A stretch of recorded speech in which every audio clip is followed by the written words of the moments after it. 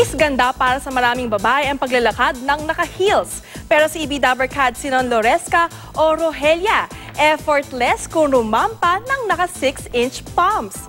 Ang mga kwela niyang video viral worldwide. Watch this!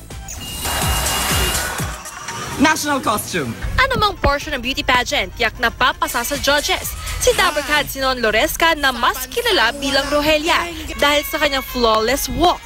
May sarili pang walk si Sinon, ang dapilayan ng katawan walk. Evening gown competition. Kahit naka 6-inch heels, swabe ang lakad ni Sinon. Two-piece swimsuit o royal blue swimming brief. Sa isang video, nagpakilala pa siya na si Maxine Medina, 26, Philippines! At pagkatapos ng coronation ng Miss U 2016, First walk as Miss Universe 2016. rumampa agad si Sinon. Comment ng ilang babaeng netizen, buti pa si Sinon, ang galing rumampa kahit napakataas ng takong.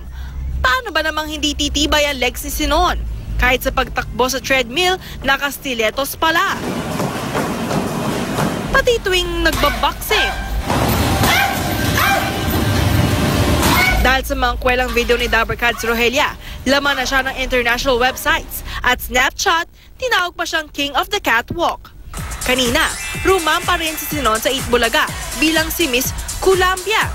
Sabi ni Sinon, nag-post siya ng kanyang catwalk videos bilang pagsuporta kay Miss Universe 2016 finalist Maxine Medina.